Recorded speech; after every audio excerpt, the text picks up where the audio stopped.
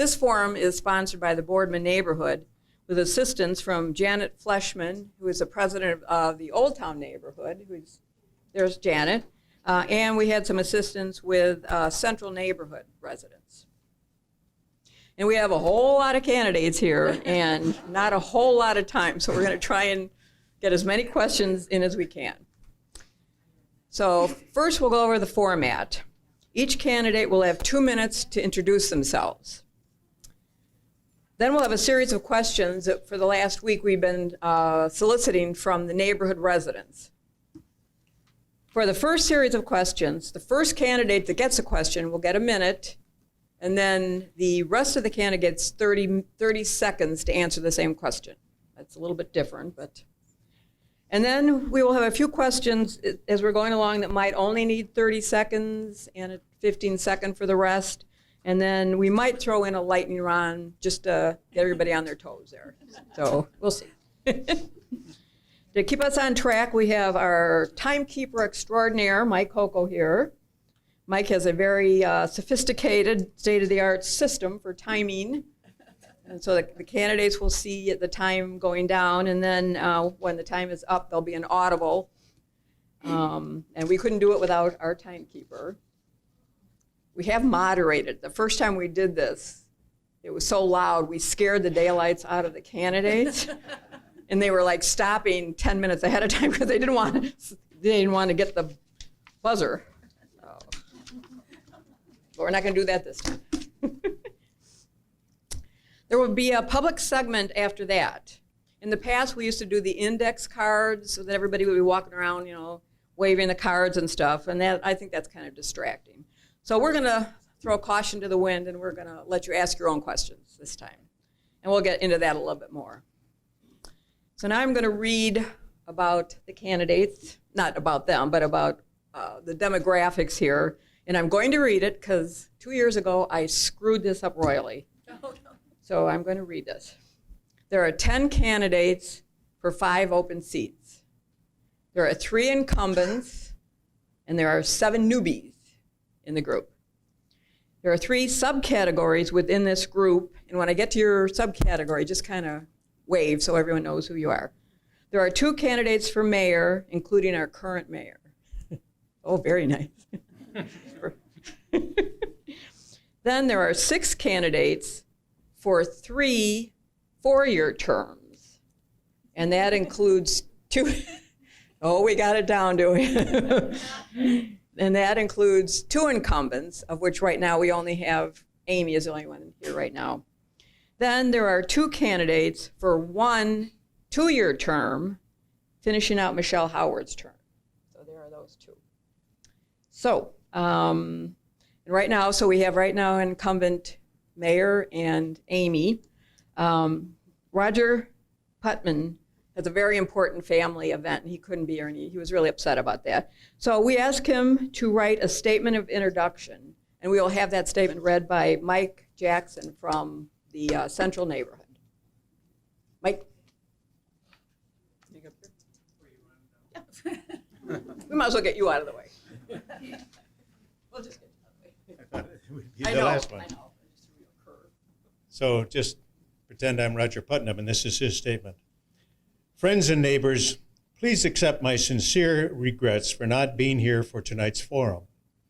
I very much appreciate the opportunity to share a few words about my desire and reasons to continue serving our community as a city commissioner for 4 more years.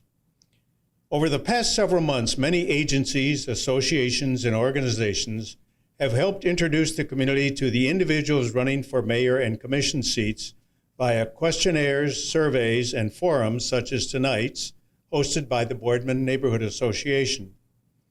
It is a tribute to this wonderful city we call home that so many are interested in finding out more about each candidate to help determine not only who to vote for, but also ensuring those who are elected will serve the community honorably.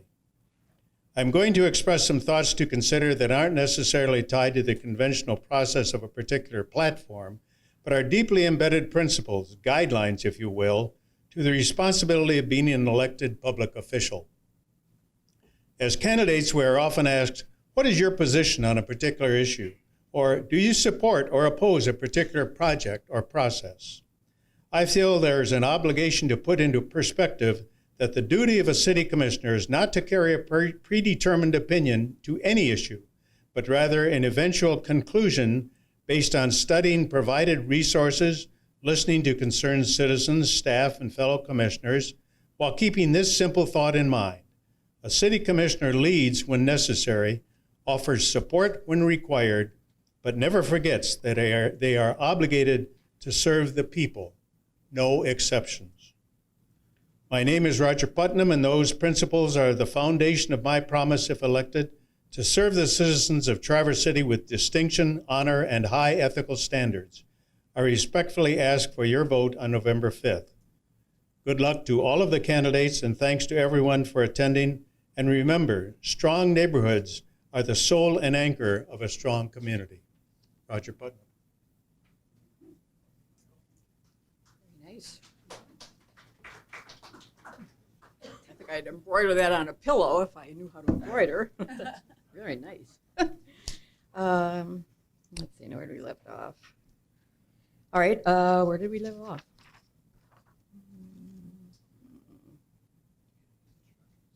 Yeah, 2 minutes. Right. Yeah. All right, here we are. Finally, the event is being taped by Leah for broadcast on Traverse City Community Media, which was formerly Media North Up Live, and Community TV Channel 189. And I didn't realize it's being taped live tonight. So, nobody mentioned that one, so a little late to cancel, but we'll see. And one thing I've been asked, because it's being taped and some people won't be able to see the candidates, that I'm going to have to mention everybody's name as I answer each question, so the people that might be listening on the radio will be able to see who is talking. So just kind of an odd thing. So candidates, you have 2 minutes to introduce yourself, starting with, let's just start with Mayor Carruthers. So it's Mayor Carruthers. Not me. No, the other mayor. Well, thank you, Liz, and thank you to the Boardman Neighborhood for hosting us candidates here tonight. My name is Jim Carruthers. I'm the current mayor of Traverse City.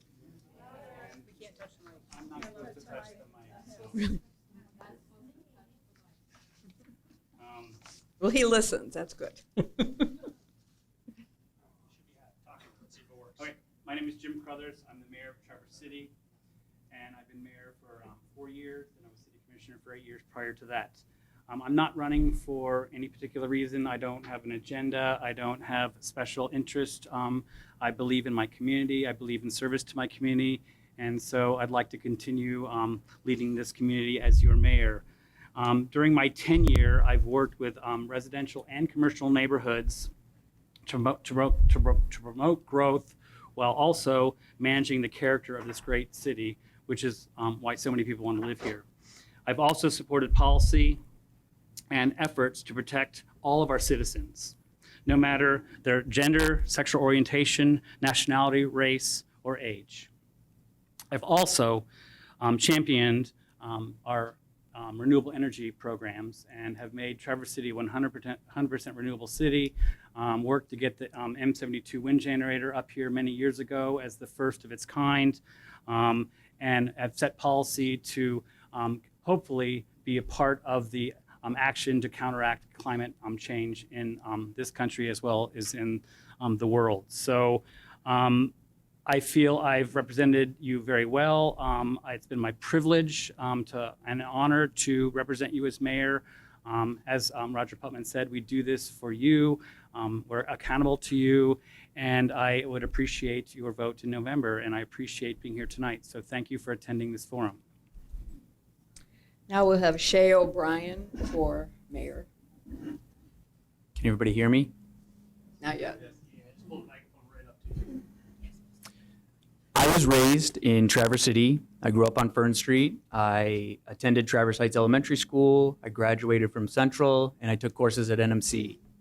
I volunteered at Community Garden, at the Denos Museum, and at NMC. I currently work at Burritt's Fresh Market. As someone who lives, works, and volunteers in this community, I'm running for mayor to lead us and the region in resolving what some would call all the right problems. Our economy, our environment, our local life, and our schools, and so many other things are all dependent on us using the tools at our disposal to address the one thing tied to them all, housing.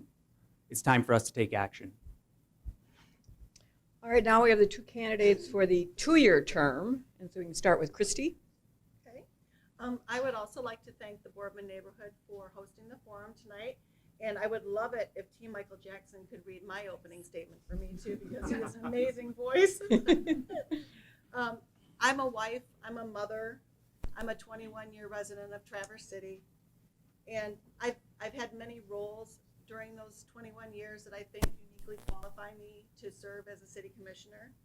I've been an advocate on issues surrounding gender equality, smart growth, and ending homelessness. And I've used my writing and my own advocacy to promote those issues.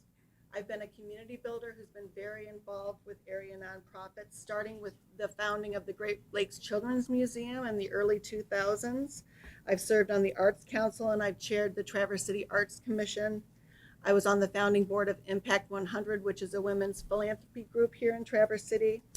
I've served 8 years on Safe Harbor to develop a seasonal emergency shelter and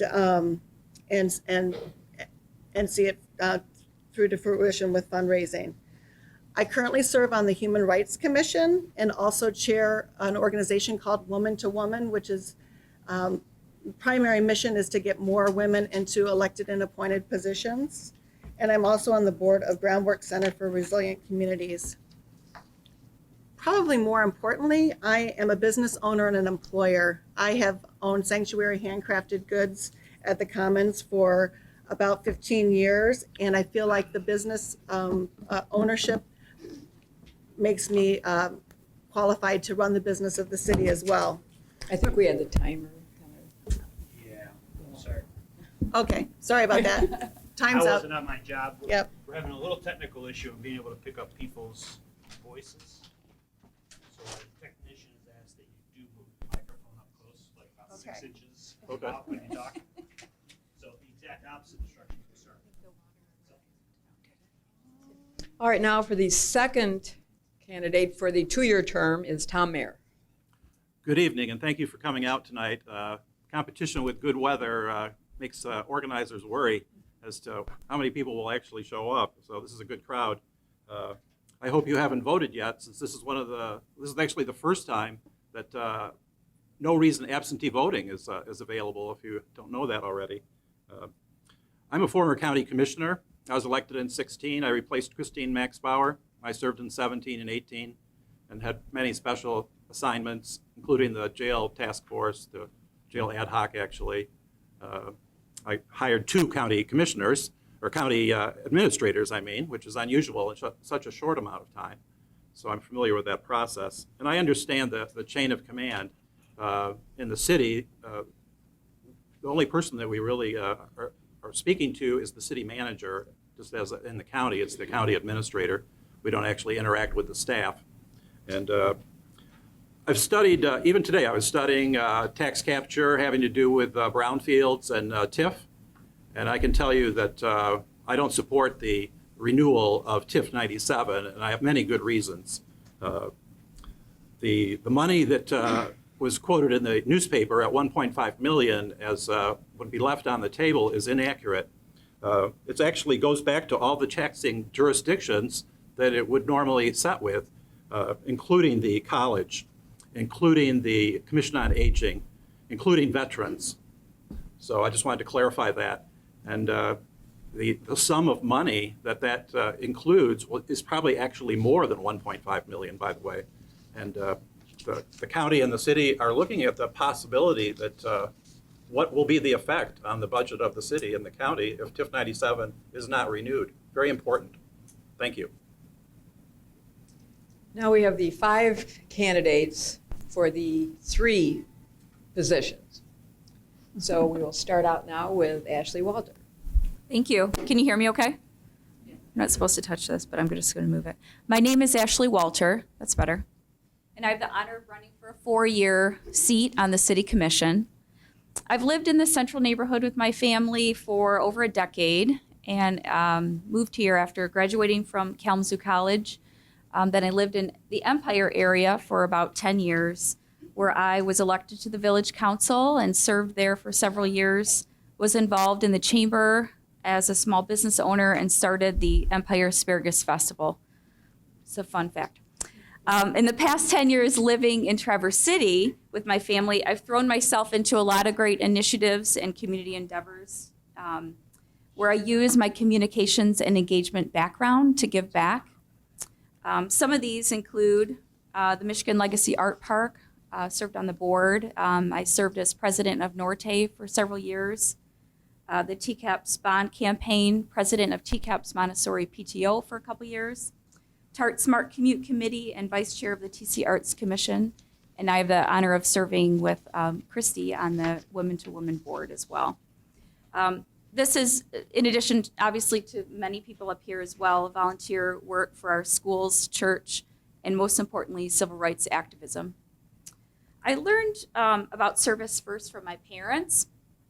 Growing up in Romeo, Michigan, in the Detroit area, they served as church deacons, and my mom served on the school board while going to law school as an adult. And they were also activists for important community causes, in addition to having busy careers and empowering our family to be active members of our democracy by picking up a clipboard and organizing to solve our community's problems together. So that's why I'm here today. It's important to me for my daughters and my family to see, and the experience I bring as a coalition builder. Our next candidate for a 4-year term is Amy Shamrow. Hello, and I wanted to first say thank you to everybody for attending tonight. Also, thank you for all the hard work putting this together. I know it can't be easy herding these cats up here, but because there are quite a few of us this time. I wanted to say that I am Amy Shamrow. I was born and raised in Traverse City. My father was a paramedic until he was in the ER, so I hope none of you had the chance to meet him, but if you did, I hope it was he helped you out. And my mother worked in the electrical industry here for about 25 years without a degree, working her way up from a secretary to managing sales and helping to start being a part of the team that started with Keene Electric. And I say all of that because I think that's a reflection of how Traverse City has changed. It's been an honor for me to serve these last 4 years to help have a voice as both a native, who I will add is old enough that I went to high school and there was only one high school, so I don't have that distinction to name. But I saw this town when I left high school as a place that I didn't want to move back to. Not because it wasn't beautiful and not because it isn't a wonderful place, but because there were no opportunities here. You either kind of went to a retail shop or maybe you got an administrative job somewhere, but there wasn't a lot for a lot of young people. And so to be able to come back here to see what so many people have helped build, business owners, people like Brian Crow, people on commissions previously, and to be a part of that has been such a privilege. In my own time, I've really worked on trying to complete the Boardman Loop, which we all know is not quite there yet. I was on the steering committees for 8th Street. I had the privilege of leading the ad hocs that have now led to us having a full vote for fiber citywide provided by Traverse City Light and Power. I was on the Traverse City Light and Power board that set the 2040 goal that we're still working hard on, and the 2020 goal that the City Commission has started. So while there's been a lot going on in the last 4 years, I might add, with a lot of different commissions, there's still more work to be done, and I hope to be reelected to continue working on that. Thank you. And our next candidate for a 4-year seat is Dave Durbin. Hello, I'm Dave Durbin. I've lived in Traverse City for 20 years now. I've owned my own business for most of that time. I live in the Old Town neighborhood. The main reason that I'm running, is that all right?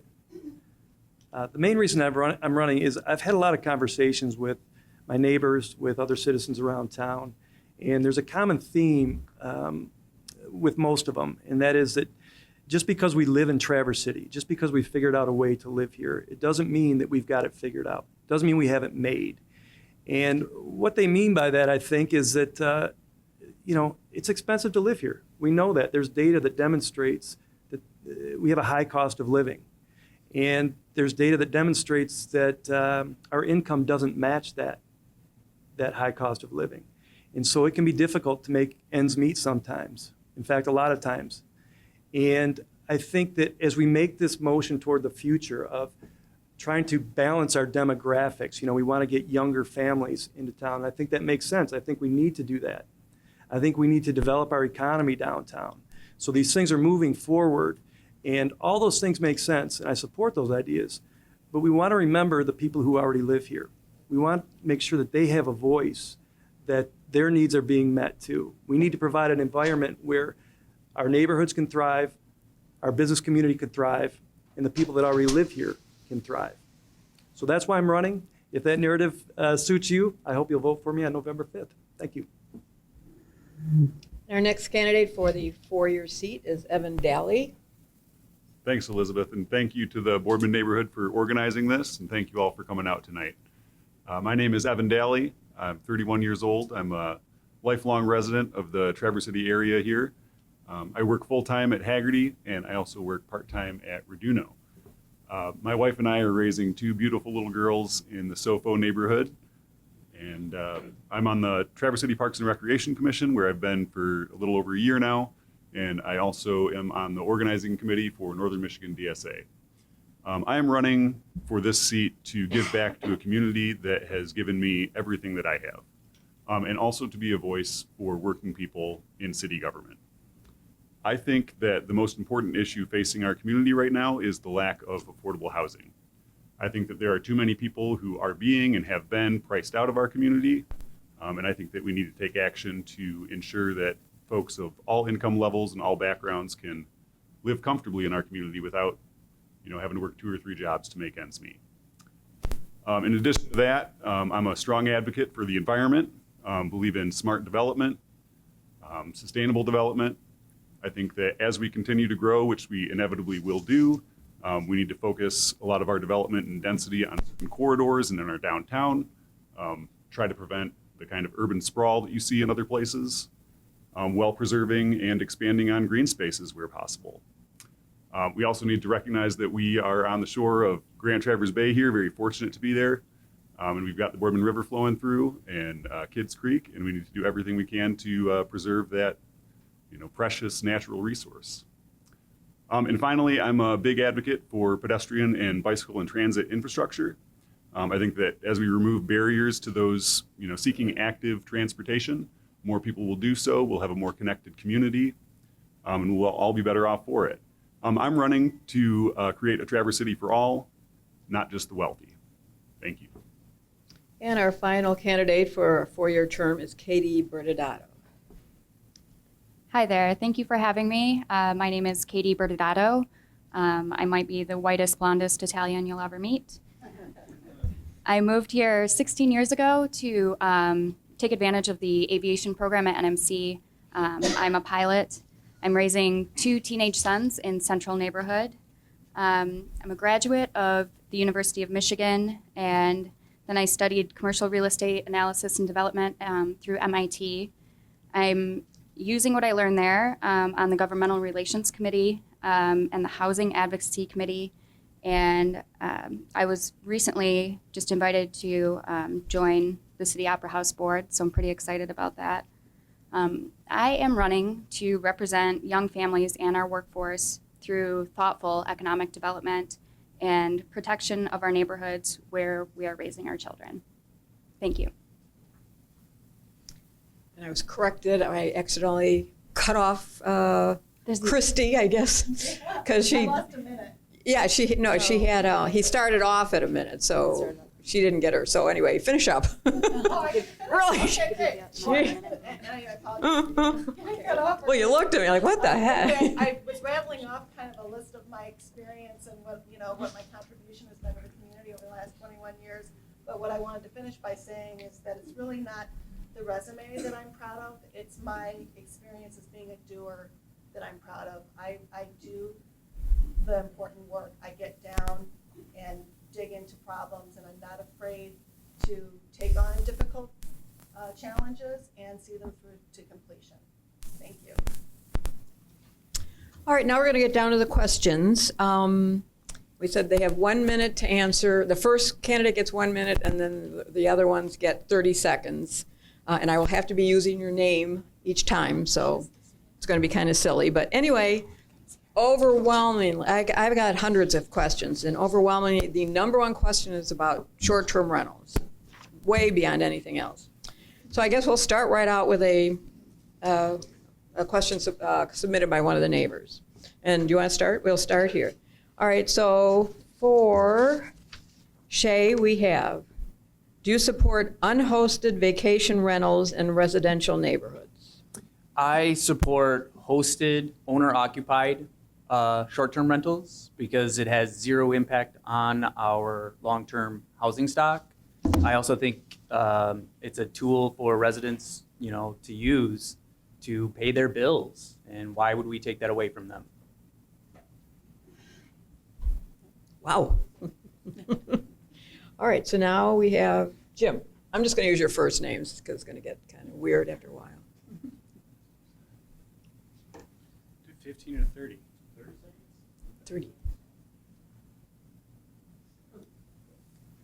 I've supported the policy that the City Commission has moved forward of hosted stays in our residential neighborhoods with high and low intensities, and we allow vacation rentals in our commercial districts. So I'm hoping that we can move on for a few years, collect some data, see how it goes, and then possibly revisit that in the future. But at this point, I'm happy with what we've done so far. I believe that vacation rentals should be hosted, and that is what I'm hearing from the neighborhoods. That's what I'm hearing from the people around me. And I think we allow so with tourist homes with a distance between them. So let's make it work, and let's see how it goes. Christy? I also agree that the current ordinance, the way that it's written, it seems fair. I do not support unoccupied second or third home residences being rented out as vacation homes in the neighborhood. But again, I do support the current ordinance as it's written, and would not anticipate amending it. Thank you. And Tom? Yes, I'm a little skeptical because I live in a residential neighborhood that is got both things going on. I live on a street that's residential, single-family homes, but rentals take place. And behind me on Front Street, it's a different zone, so they can have the short-term rentals. But I'm afraid that it actually drives up the price of the real estate, and it's historically high right now, and it's counterproductive towards creating some affordable housing. Thank you. Ashley? Thank you. We need to remain great stewards of our neighborhoods and always have community first in our minds. I do not support the extension of short-term rentals beyond hosted short-term rentals. It seems reasonable to me if someone wants to go away for Cherry Festival for a week to rent their house out. Seems like a lot of work, and I wouldn't do it, but I am in favor of that, but I'm not in favor of expanding it, as we'll lose our neighborhoods like we've seen in area towns like Sutton's Bay and Charlevoix. Amy? Our residential neighborhoods are for residents. I don't really see that as being really any open for interpretation as far as housing goes. I think that what we came to for our short-term hosted that we just got done discussing was very good. I would consider, if there was evidence for it, revisiting that, only because I think the terminology for the nights per adult per room gets a little confusing for people who might want to rent out their rooms to help with their mortgage or help with costs. But that's the only thing I can anticipate seeing a little change on. Dave? I think the one thing we need to distinguish is whether it's your primary residence or not. If it's your primary residence, the home that you live in, you should be able to rent that out. If you have a room and you want to be there with your guests, that makes perfect sense. If you go camping with your family for a week and you want to rent it out while you're away, that makes perfect sense. This is happening 1 million times a night around the globe on Airbnb, and there are no issues with it. So in a destination place like Traverse City, it's a great way for local residents to supplement their income in an expensive town. And Katie. Do you want Oh, Evan to do you answer want this? do you want to talk also? Evan, Yeah, thank you. sit back, please. So I would concur with Dave. I think that there is a legitimate concern about short-term rentals removing full-time housing stock. So I wouldn't want to see any full-time short-term rentals operating in any residential neighborhoods or in our commercial districts. But you know, if you own your home and you live there year-round, and you want to go out of town for a couple weeks out of the year, you should be able to rent it out to somebody while you're gone. I don't see any problem with that. And Katie. Thank you. I believe I'm in this industry, and I've worked on this issue quite a bit with the Housing Advocacy Committee, and we're looking into short-term rental regulation in a reasonable manner. If it's your primary residence, you're not taking anything from the housing stock, it shouldn't be an issue. But as far as investment properties in our residential zones, I do not believe in that. All right, for our second round, we'll start with the mayor. Do you think that the city has a specific role in providing affordable housing? And if so, how would you do this? Well, the city of Traverse City does have the Traverse City Housing Commission. We do provide housing for qualified people. The city's also supported pilots, payment in lieu of taxes to support housing with WODA and with the home stretch. We provided neighborhood enterprise zone opportunities for people to invest in their neighborhoods. We've done renaissance zones to help spur development and encourage housing. We've even sold property at below market value to encourage the depot neighborhood to happen. So I support us looking into affordable housing, but we also have to decide how much is too much and of our tax dollars going towards that when we have other infrastructure that is desperately needing to fix. So it's a big challenge that we face. Affordable housing is a very important issue, but the economy and the market is what it is. We're trying to balance that out, but we only have so many dollars to go around. Christy?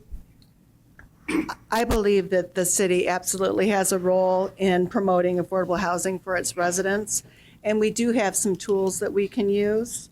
I have promoted the idea of doing an audit of city-owned property, not unlike what happened at the depot, and looking at surface parking lots as potentially being developed for affordable housing.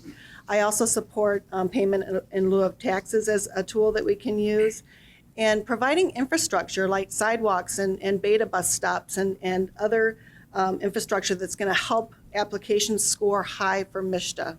Thank you. Tom? Thank you. I want to start with the Housing Summit will be at the Haggerty Center on October 18th, and that's the most important event happening this fall about housing. And I follow the words of Sarah Lucas. She says public support will drive housing, so we need more public support, more than we need other things. Whether you're an executive coming into Traverse City or you're just getting started as a graduate from college, it's hard to find a place at many income levels because places are really just scarce. Thank you. Ashley? Thank you. It's time to stop talking about housing and actually do something about housing. Raise your hand if you're in favor of that.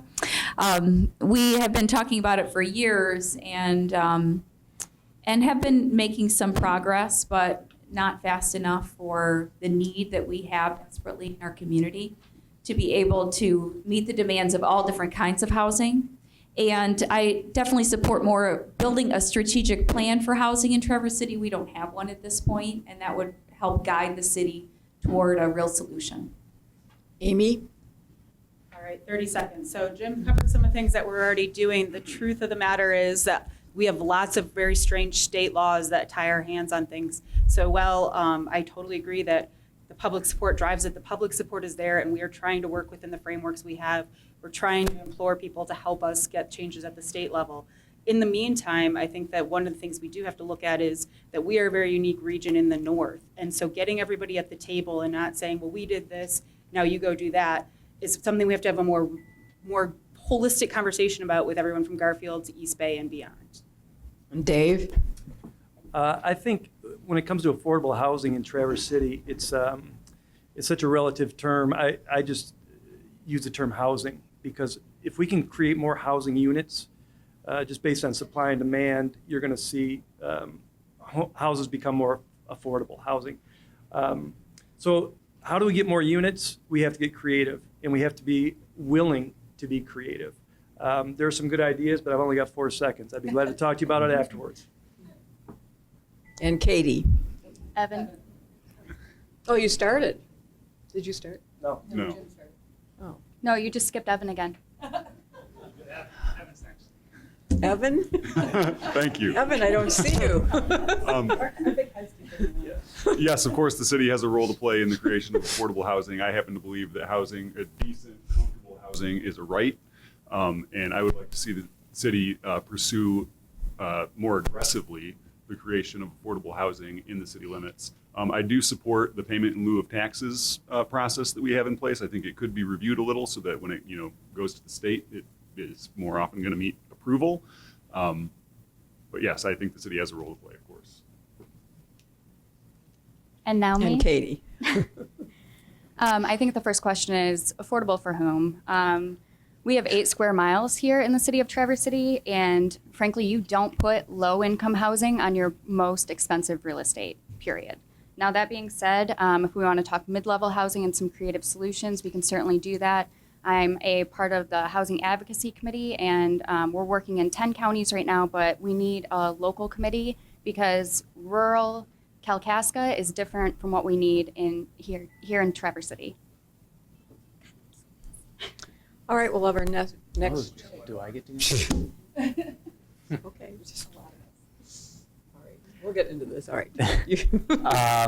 Everybody has some great ideas up here at the table. I'm in favor of pilots, payment in lieu of taxes. I'm also in favor of exploring pieces of property that are owned by the city for, affordable housing. I would even be in favor of exploring inclusionary zoning. There are cities around the country that are actually doing that, and Detroit is one of them. Is everybody done now? Wow. All righty. Our next question will be Christy. And what, if anything, should be done to mitigate commercial intrusions of noise, traffic, and parking into established residential neighborhoods? So I'm guessing that you're talking about the buffer between commercial zones and the neighborhoods. And when I've been out talking to voters, that's what I'm hearing about, concerns about parking and traffic and noise and nuisance, drinking, and loitering and so forth. I think that 8th Street and what's happened there is a really great example of how investing in infrastructure in your community can actually protect the neighborhoods. Since the completion of 8th Street, people are using it like it was intended for pedestrians, cycles, and cars, but they're walking their dogs and they're coming home from the library with their children and so forth.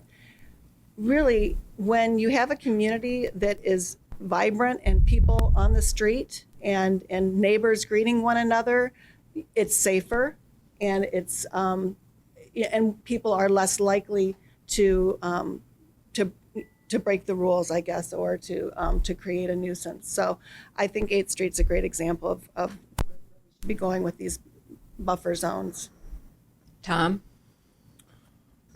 Well, the buffer zones, let's just take one neighborhood, Slabtown, for example. Slabtown doesn't want any more big blue boxes in their neighborhood where a home, turn of century home gets demolished and a square box gets erected at over the height of the other buildings that are in their neighborhood. There's one on Oak Street, sort of behind the fire hall, north of Front Street, if you want to see what's unusual about what people are building in the neighborhoods today. It's probably like 3 or 4 times the size of any other home in its neighborhood, and it doesn't meet the same look architecturally either. So I'm a little bit concerned about what is a buffer, I guess. Ashley? These are real issues, and I hear about it a lot too in our neighborhood. Speed through central neighborhood, the conditions in central neighborhood streets, and these are real concerns for sure. One thing we can do to cut down on traffic is to encourage each other through policy and infrastructure to bike and walk and carpool more. That'll cut down on traffic through the neighborhoods. And that's a way to increase community connection as well, which cuts down on some of the other nuisances. Thank you. Amy? Yeah, so as our favorite golden voiced figure here, T. Mike said, when he was talking about the, T. Michael Jackson said, when we were talking about the downtown officer, I think that's been something that's been helping, putting that emphasis on something that's very clear issue with the boundary. So when you get closer to downtown, having a police involvement, having the community involved. But the 8th Street involvement, we had a steering committee for that. I think it was very important having the community voices involved as we plan those out going forward. You see the stop signs at Madison. Those are a result of community outreach as well. So I think it's also important to have that dialogue as we go through all of these on a neighborhood by neighborhood basis. Dave? Yeah, I think what Amy touched on is having that enforcement officer being visible has already shown great returns. We've already seen an impact and things have calmed down downtown. So it may be worth in these neighborhoods where there are issues to have that conversation with the neighborhood groups and see if it makes sense to explore allotting funds for more officers like that. There's just a visibility factor that seems to calm things down. Evan? I would echo some of the calls for better infrastructure. I think when you create infrastructure that allows for people to walk around their neighborhoods with their families, ride their bikes safely, bring people out to their front porches, it leads to a greater sense of community. There's more eyes on the street, more eyes on the neighborhood, and you see fewer of these lewd incidents, I suppose. Katie? Yeah, we have setbacks for development for a reason, and the buffer zone is part of that. I'm hoping the tree ordinance that we're putting into place with an emphasis on more green space, I'm hoping that will help. I think as far as, the drinking and the noise, the downtown officer helps. And now with 8th Street done, hopefully we'll have less traffic on Washington and more business for 8th Street because that is a good commercial corridor and hopefully people use it. Shay? I believe that if we increase the livable density in our city, we'll have what Evan actually touched on, more eyes on the streets. I live in a condo. I left my bike out unlocked all night last night and nobody stole it because people are coming and going constantly. So I just think that we need more eyes on the streets and that will mitigate a lot of the issues that we're facing in our neighborhoods. Jim? We should be enforcing our noise ordinance, which is from 10 p.m. to 7 a.m. to mitigate some of the noise in our community. And we should also be enforcing our truck routes. Trucks have certain routes they're allowed to drive on in this community, and then they should not be driving through our neighborhoods. And I've heard those complaints for years. Working on TTCI, the Traverse City Transportation Coordinating Initiative, we're talking about networking with the various shippers that do bring produce to our community and goods and making them use those routes. All right, the next question will start with Tom. And it's, do you think we should cooperate with the county and townships in regional issues such as housing and transportation? And how could we start this process? Thank you for that. I was county commissioner, and that would be one thing that I would say we don't do enough is do planning with the city and the county together. And probably because Garfield Township is the fastest growing township, we should be talking to them as well. But I would add to that group of government bodies, I would add the tribe, Grand Traverse Band. They are their own government. They're a sovereign government. And they are participating in many ways, like the 2% grants. But I think we could count on them for a lot more.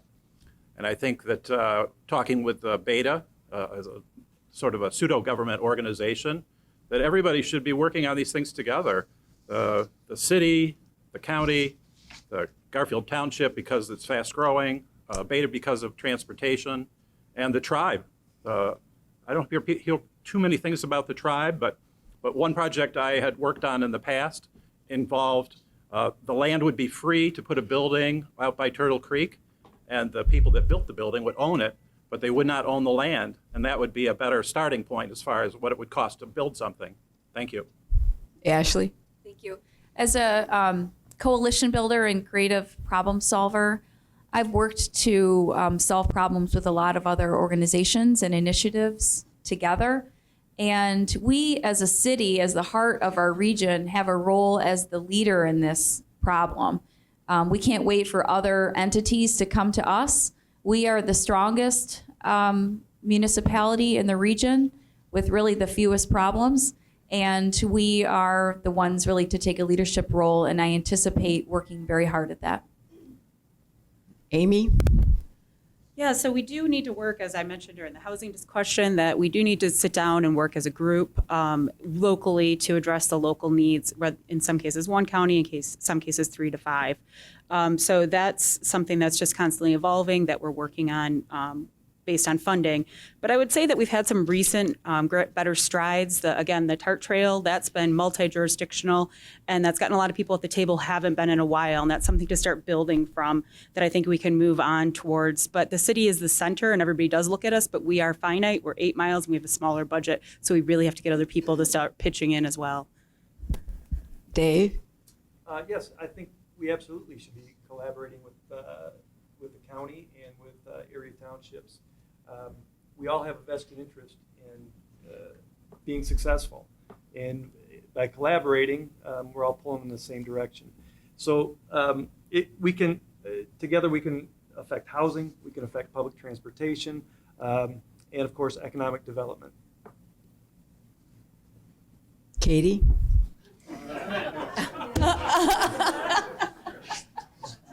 What do they call that? Yes. I wore my invisibility. Yeah, I know. All right. If you insist, go on. Wow. Yeah, so I think that we absolutely need to cooperate with the surrounding townships, with neighboring counties. I'd like to see Traverse City bring all of the regional stakeholders together and have some kind of joint planning session to come up with a comprehensive plan for housing and infrastructure and transportation. But I don't think that co-ops our responsibility to lead as a city in housing in our city. Katie? Thank you. Our surrounding townships and the county as a whole, they use our infrastructure, right? Everybody comes downtown and they use it, and so we should probably be collaborating and coordinating with them to make sure that it's good for everybody. I also think that we need to involve the state. We've been passing pilot after pilot, and then it gets turned down in Lansing. And we are working on changing some of the requirements for those policies so that they can get passed and we can do more for housing up here. Shay? Garfield Township does a lot for affordable housing. Why are we not talking to them already? They should definitely be at the table with us when we talk about what are we doing for housing, what are we doing for our economics, all of the things that we're talking about here tonight. Why are they not talking to us? So yeah, we need to talk to the counties, the townships, all of them. Jim? The short answer is yes. We need to be taking a regional approach on all of our issues and working with our metro townships and our county. Just last night, East Bay Township came to the City Commission to have us partner on a Eagle grant for E. coli issues in East Bay. So they're coming to us. We'd like to come to them. We do have a lot set up with our supervisors and our region. So it's time for us to all sit together and work on the issues together because everybody benefits from Traverse City. All right, our next question. Haven't gone yet. I'm Christy Minervini. A little warm in here. Absolutely, we need to cooperate and collaborate more with the county and the surrounding townships. But I think just relying on open communication and good intentions is not the way to go. I'm very encouraged by the new EDO and what's happening with Traverse Connect and bringing regional municipalities together to look at economic development. Traverse City can't always go on its own. We need to rely on other nonprofits like Berta and Traverse Connect and Watershed to assist us with this. Thank you. Thank you. All right, our next question will be for Ashley. And this was kind of a long question. I think we're going to have to consolidate it a little bit. Do you think we have adequate public safety, which I assume is police, for emerging issues such as speeding, traffic, dangerous illegal motorist behavior at stop signs, and the increase of opiate and liquor-related policing. It's just like Get all all that? of these things that are going wrong. Do we have enough police, I guess, is that what it's? Is that the question? Yeah, I Do we think have so. enough police enforcement for our issues? I guess that would. Well, I think that we have the beginning toward a solution. We just this summer added a police officer downtown, and it, from my understanding, that has helped, especially in the downtown business district. I'm not sure yet, we haven't seen the statistics come out fully on how successful that has been, but I think it's a great start. I don't think that enforcement is the really solution to all of those problems. We need to build community and build economic success for people in our community and create more community connection and neighborhood strength. And through those initiatives, we will solve a lot of our some of these other problems that were mentioned. Amy? So the reality is that it costs $100,000 every time we add a police officer. So that's a lot to take on, especially when we're just talking about traffic. They're not meant to make their money back. That's not how police work. They're meant to serve and protect. That's why we have, under Chief O'Brien, instituted community policing. So instead of waiting for there to be problems, we have officers out interacting with the community at community meetings, at schools, at places where people are gathering. So that's been great. We've also had this officer that we split the cost with for downtown with DDA. So those kind of partnerships have helped us to kind of eat that cost, if you will. So there's other opportunities we're exploring, but the community policing has been a cornerstone that's been seen very good results. Dave? Yeah, I know a few of the police officers in town, and they do a great job. Do we have enough? There's always going to be crime at different levels. But I think of the police officers out on bikes, during the warmer months, and they are out there curbing, speeding, traffic, even bicyclists. So is there enough? I guess I'd have to talk to the police department to get some data on that. But the ones that I know that are out there are doing a great job. Evan? Short answer, yeah, I think that we have enough public enforcement as far as a police force goes. When it comes to traffic issues, people speeding, people blowing stop signs, things like that, that's just an infrastructure issue. We need to narrow some streets, discourage people from driving too fast. That's how you calm traffic in our neighborhoods. Katie?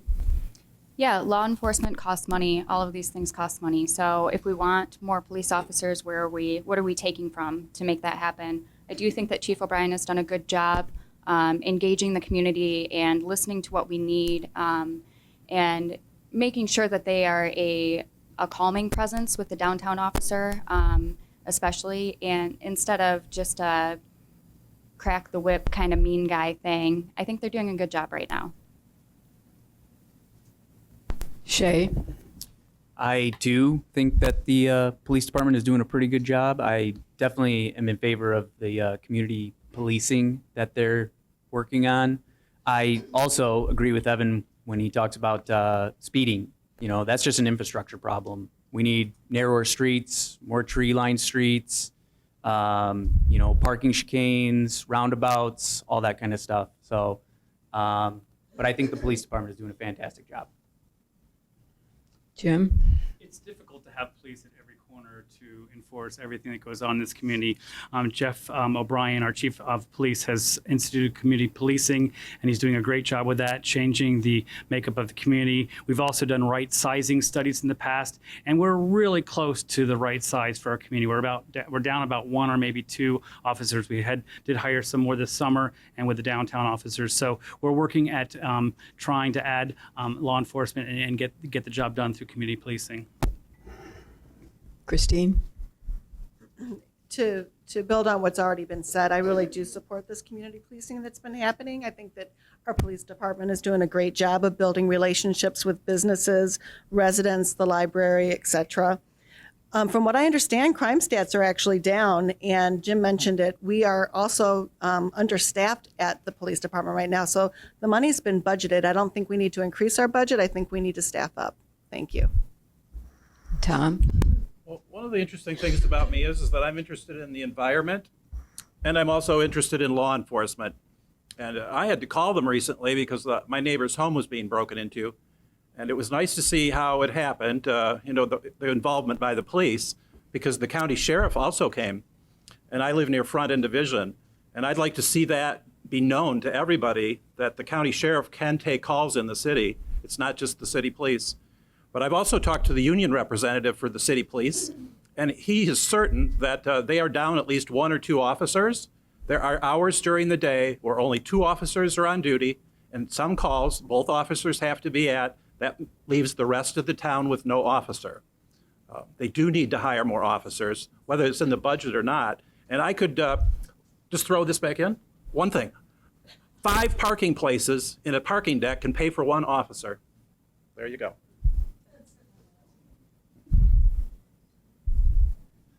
Ashley? I started the question. You started, yes. I started. Yes, you did. We're going to finish. I can go on. No, that's quite all right. That's quite all right. We're kind of getting, we want to save space for the audience. So I think we'll do one more regular question, and then we have a lightning round. So we want to do the lightning round. So Amy can have our last question. Would you initiate regular town hall meetings where questions relating to the city could be addressed to the city commissioners, and have them answered? Oh, that's an interesting concept. So I'm glad I got that first out of the bat, and I had time to think about it. But I think that gets tricky. I think there definitely needs to be more dialogue. One of the things I would like to push in the next budget year, if I'm reelected, is putting out an RFP for part-time communications direction from a firm. I think we can improve on that matter. That could be a possibility of a look at a rules change more than needing to have a town hall. Right now, it's the rules of public comment that we don't interact because people get their assigned time. If that's something that the public would like to see us change, we have an organizational meeting right after the election. And the timing for public comment, things like that are always brought up, and that's certainly something we could bring up. I think that we've done different meetings at the Opera House and places. That's a little less formal. It can make it a little easier for people to interact and talk.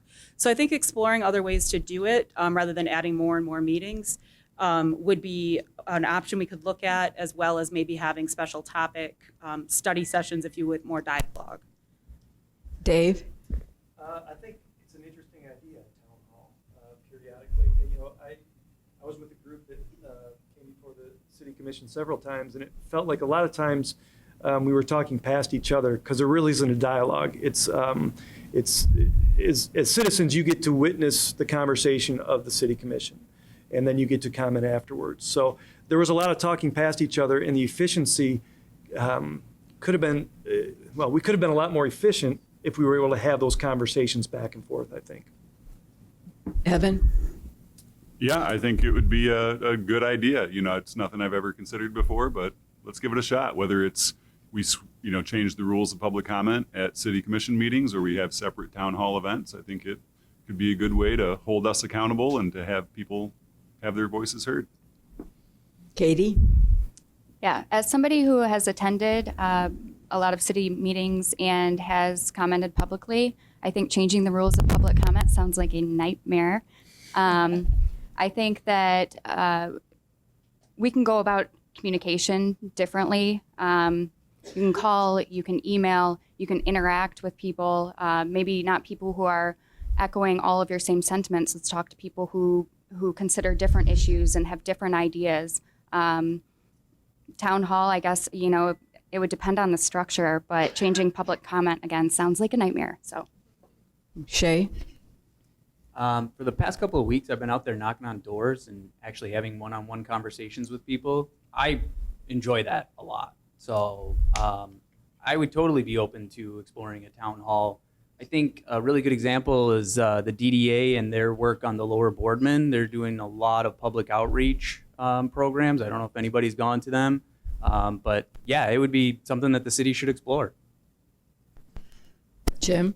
Town hall is an interesting interesting concept. The city does have many boards and commissions and opportunities for the citizens to come and communicate with each other. The citizens can go see our staff, our city manager, our city clerk's office. Citizens can always go and use our staff to get their questions answered. And as most municipalities go, Traverse City is very liberal with their public comment. We offer public comment after every topic. You go to the county, you get 2 shots, beginning and the end of the meeting.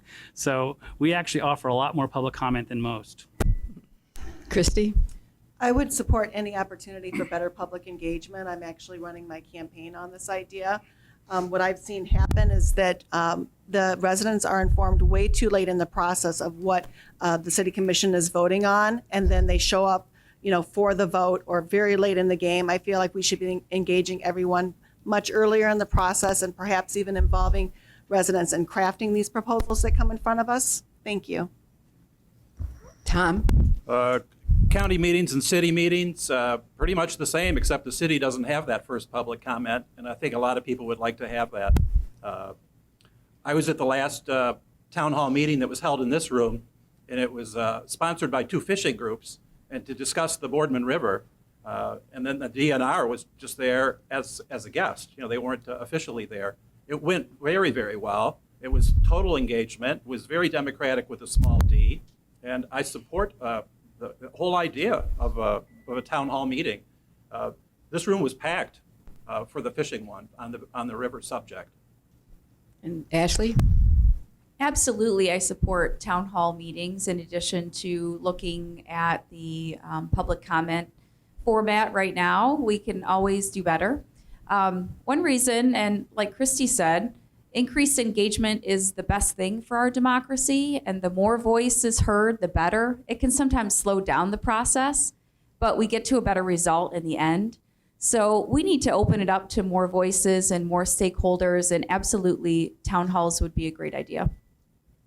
We actually used to have town halls when Richard Lewis was the city manager, and they were very popular, but we don't do them anymore. So since it's getting late, we're going to do a lightning round. So everybody has a number, and I have 9 questions, and they're not throwaway questions. They're very important questions, but every candidate will get 1 question, and they'll get 1 minute to answer it. So number 1, Amy. Amy gets 1. All right. Do you think that poor wages contribute to the lack of affordable housing in Traverse City? Absolutely. I think we have 2 factors going on here, which if you look at the study by Traverse Connect that came out, is we have wealthier retirees moving up here, which is increasing the housing value, but our wages haven't kept up. So I think that that's been a huge component, both in our affordable housing issues and just other affordability issues we have in our town, right? Our people being pushed out beyond the outskirts of town and even the limits of Grand Traverse County.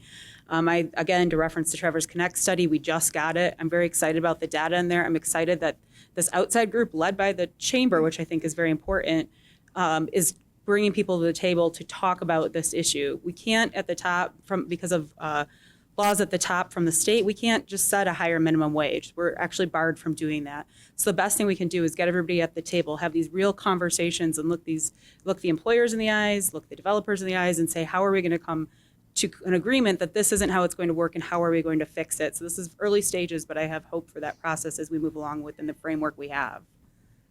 All right, number 2. All right. So we have Shay. Should parking fines go to the DDA for its use or for the general fund, and why?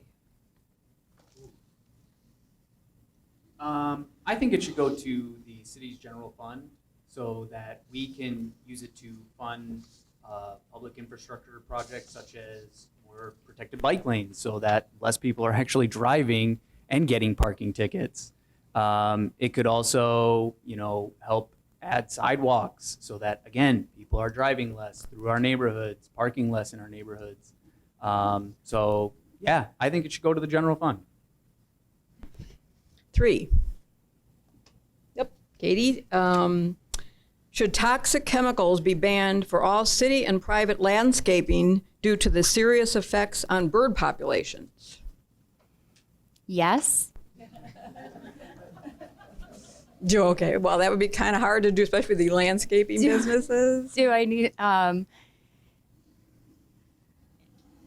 I still say yes. I mean, we need to think about our community, our river, our water resources. Yes, the bird population is important.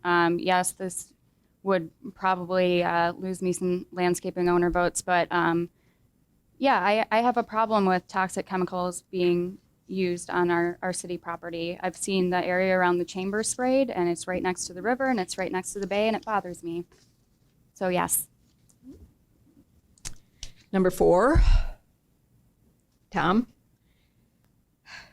Should parking meters be installed in historic neighborhood districts? No. Is this our lightning round? All righty. Oh, I'm sorry. That was actually it? I said no. All right, all right. All righty. 5. Is Dave. All right, this is, what was the actual benefit to the residents of Traverse City of the Ironman Triathlon? And should actual financial benefits be disclosed and compared to financials of previous years? Yeah, the Ironman, I guess there's a couple parts to this. If we want to invite people to come to this community, I can't think of a better group of people. They're healthy, they're fit, they have big dreams. That's inspiring. They spend money downtown eating at our hotels, and they're in bed by 8:30, not causing any problems. Now, we all know that there were some traffic issues that need to be corrected and should be corrected. And we also may or may not know that the Ironman is owned by a Chinese company. And we have to ask ourselves, do we want to use our public land for the profit of a foreign company or any other company? So there may be a room for the city itself to create an events commission where we profit. There were 2,500 people in the Ironman. They paid $300 each. That's $750,000. And TC Tourism actually paid the Ironman to be here on top of that. So. Number 6, the mayor. All right. This is really odd, but somebody wrote it in. Would you support a move to abolish the DDA? Sorry. Well, as a member of the DDA, it is an interesting question. I think the DDA has served its purpose. It's created a thriving downtown. It's a business organization. I think we need to rethink its mission and its charge. We've gone through some strategic planning in the past year, but how big is too big? How much is too much? How much diversion of our tax dollars with TIF, et cetera, should we be supporting? I think we should consider reviewing the livelihood and of our downtown, and is the DDA really worth it at this point? Number 6, Evan.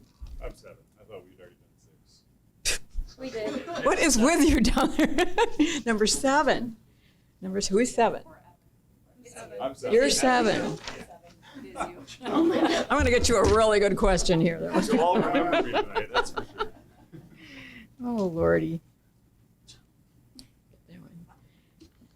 Do we have enough green space in downtown Traverse City? And if not, how can we increase it?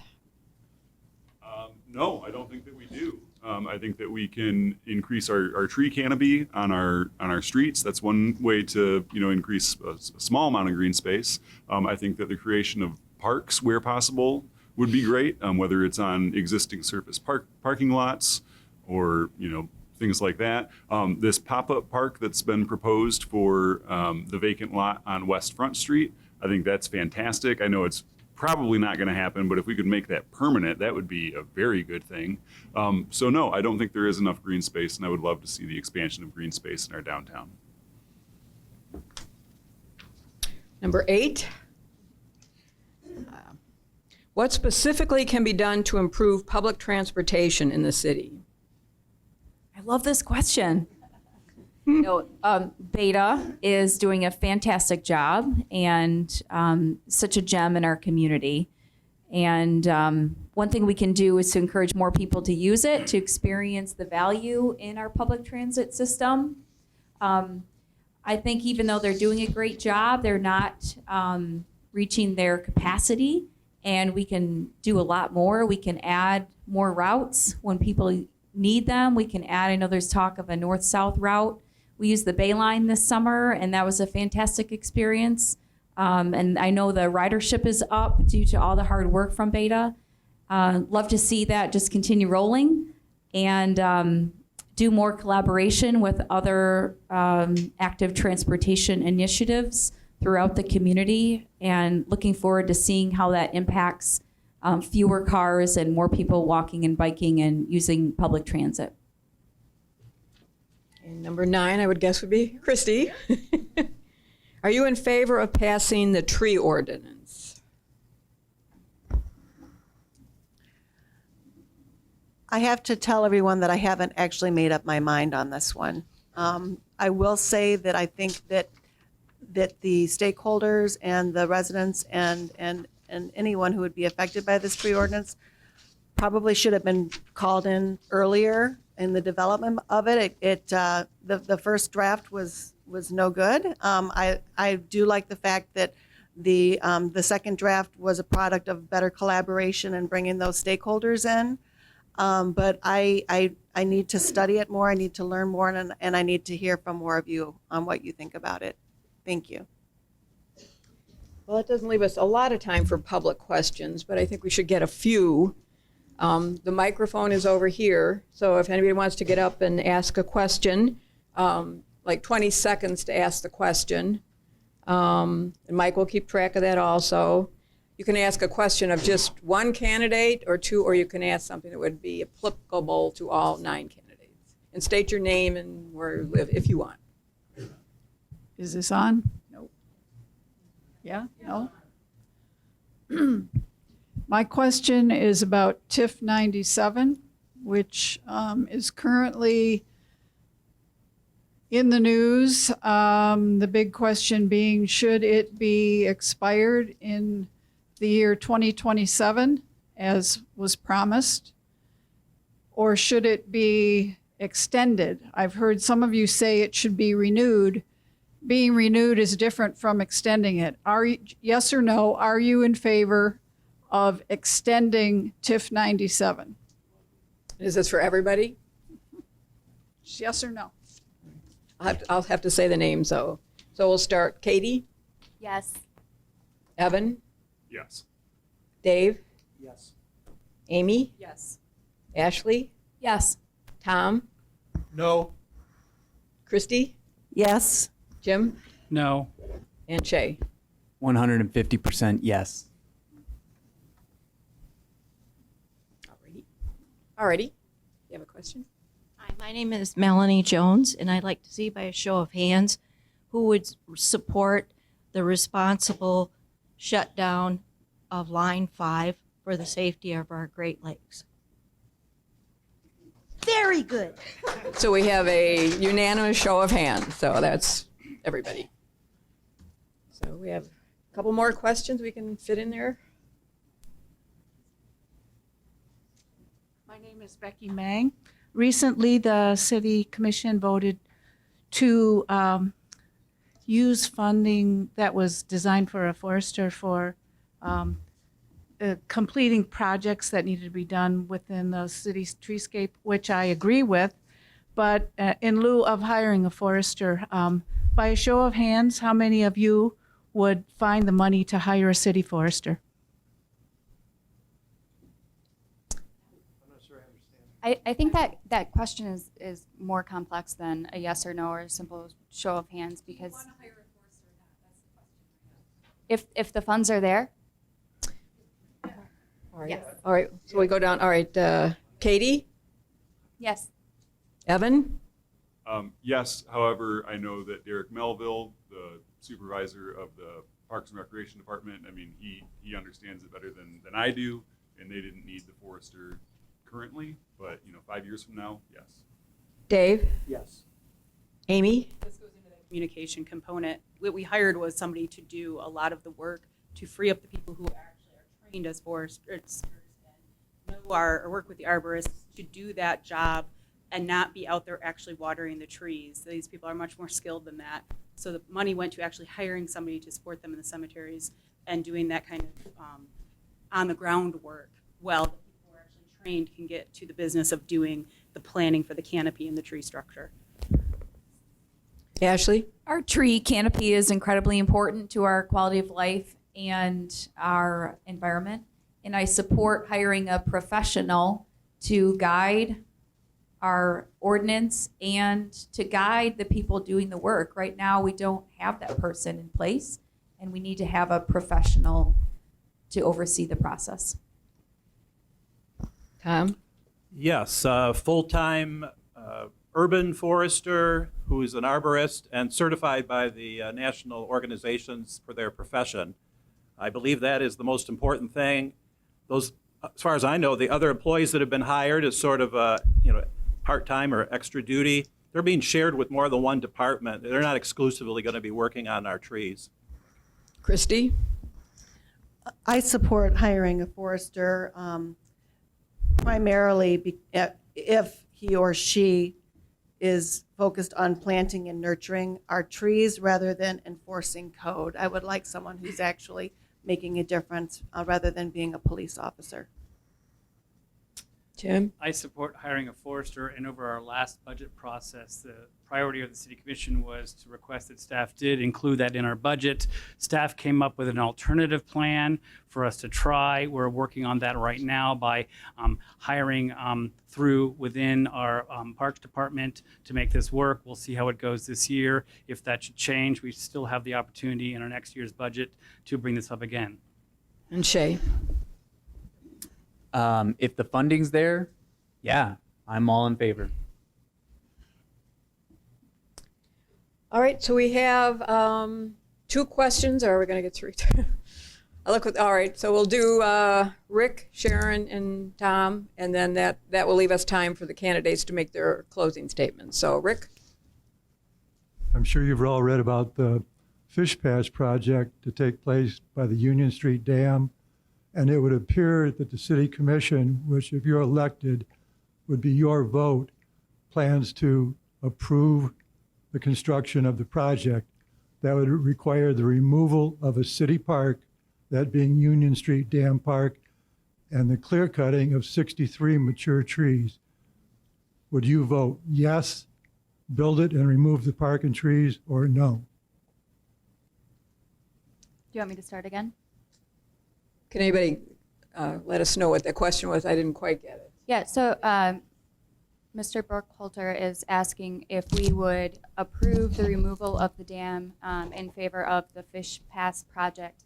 And I think that it is important to note that that dam is damaged and is not currently functioning the way that it is supposed to. So something was going to have to happen there.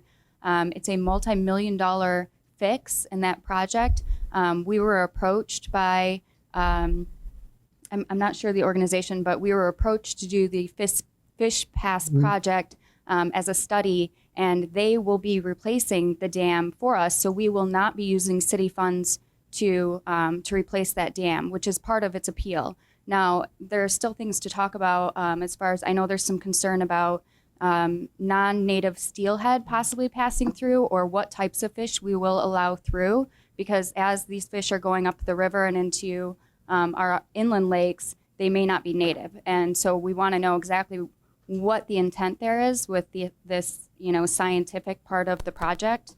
But as far as removing the damaged dam and replacing it and having somebody else pay for that, that's fantastic. I think maybe we got 15 seconds for everybody else. Just so Evan. Yes, I would vote for Fish Pass. Again, this is a project that would cost city taxpayers no money. It's a dam that needs to be replaced anyway. And we wouldn't be losing a park. A new park would be established there in the proposal as it exists. Dave?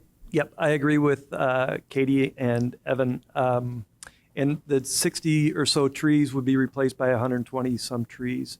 So, I've talked to fishermen friends who agree that if we can start collecting data and monitor the fish that are going up to the Boardman, it's a good thing for all of us. It's too early. There's not enough information yet, though, to decide if I'd vote for it or against. Amy? Yeah, we've been getting updates on this for years now, literally actually. And it's a combination of multi-governments, not just in the United States, not just Canada, but around the world. We're getting the best minds on this. The trees that will be lost will be doubled, as was mentioned.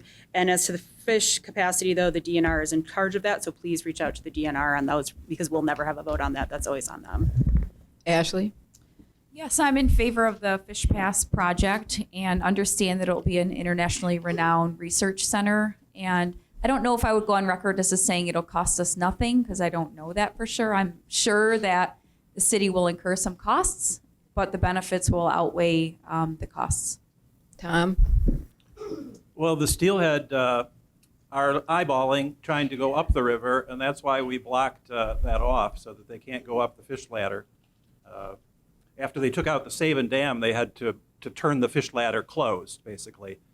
There's no question that the steelhead would like to go up, and I would like to wait and approve the fish pass when the DNR decides whether the steelhead are going to go up, because the steelhead is not the official fish of Michigan. It is actually the brook trout, and the brook trout habitat will be harmed by the steelhead, and that will diminish the number of official state fish in the Boardman River.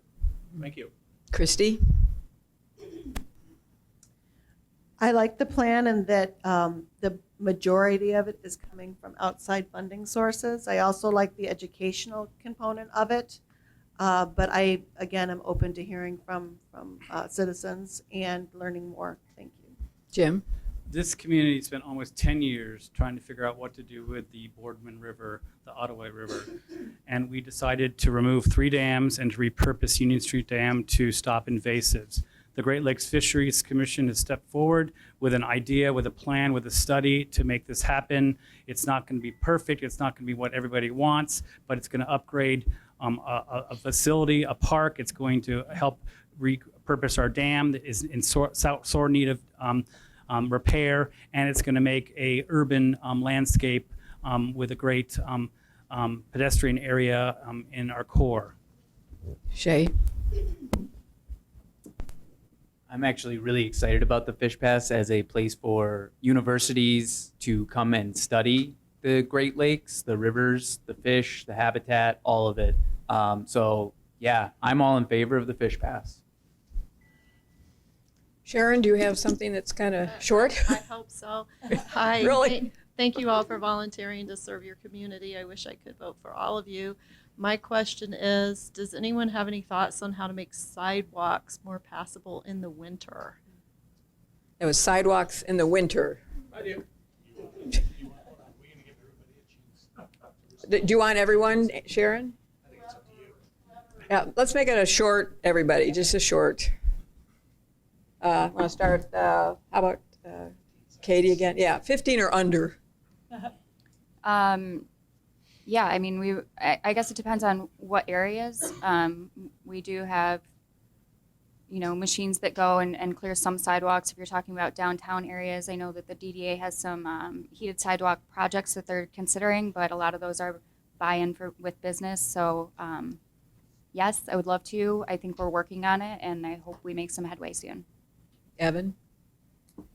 I would like to see more heated sidewalks downtown, and we do currently have a snow removal ordinance. So if you are a property owner with a sidewalk, you are required to clear it within a certain amount of time, and I would like to see that enforced. Dave? Yep, what those guys said, plus we already do have some snow removal operations. I know on my streets it's cleared pretty regularly. I know that Norte volunteers. I know that I live on a corner and I clear those corners. I think we all have to do our part. Amy? Yeah, I'd love heated sidewalks everywhere too, but that's big money and a lot of infrastructure that we don't have right now. In the meantime, I would agree. I'm mostly a carrot over a stick kind of person, but I think we've given a lot of carrots for shoveling and allowing, especially downtown, people to control their own, and they don't always do a great job. So I think we need to start really enforcing that more soundly. Ashley? As you know, winter is about 6 months of the year. And I do love winter, and I don't mind shoveling and helping out our neighbors either. I think part of it is helping out each other and probably a little bit more enforcement and being connected to our neighbors when they need a hand with their own sidewalks. Tom? the biggest problem with sidewalks is downtown because the city planning requires all the new buildings to be built to the sidewalk. There's no place to put the snow. It's illegal to push the snow into the street. So I don't know what's supposed to happen. But if you don't start requiring the city to heat the sidewalks every time they put a new building in, it's going to be a problem because there's no way to clear the sidewalk. Christy? I like the idea of some sort of a communication campaign or a public engagement campaign where we're encouraged to look out for our own property and for our neighbor's property. And as someone who owned a business downtown, I did clear my sidewalks and I did find a spot for the snow to go. Thank you.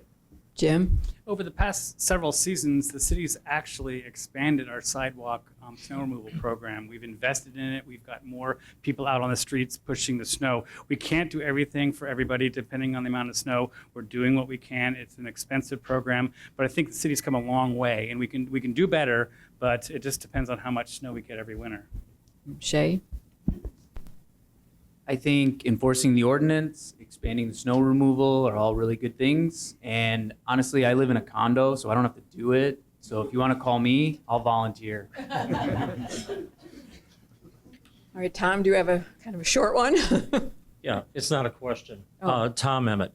So I had a problem with the responses to an earlier question, so I would ask all of you to drive the stretch of road beginning at Garfield and East Front Street, take it all the way down Front Street, out onto the Parkway, and beyond the city limits, and just see all the reckless driving, the speeding, the tailgating. It's horrendous. And do that during rush hour, both in the AM and the PM. Thank you. Alrighty, now we're going to wrap up. We're going to, each candidate will get 1 minute for their closing statements now. And we're going to start with Evan. There you go. Just so we don't forget him. Thanks again to Elizabeth and Mike for organizing this and moderating it. Thank you all for coming. It's been an honor to be here. I know what it's like to live paycheck to paycheck here in the city, what it's like to eke out, some semblance of a middle-class life, raising a family. And that's a perspective that I would like to see more of on all levels of government. But I'd like to see it here on city government. I look forward to talking to all of you face to face if the opportunity presents itself. I look forward to serving you on the next commission if you give me that honor. So please consider voting for me on November 5th. Thank you.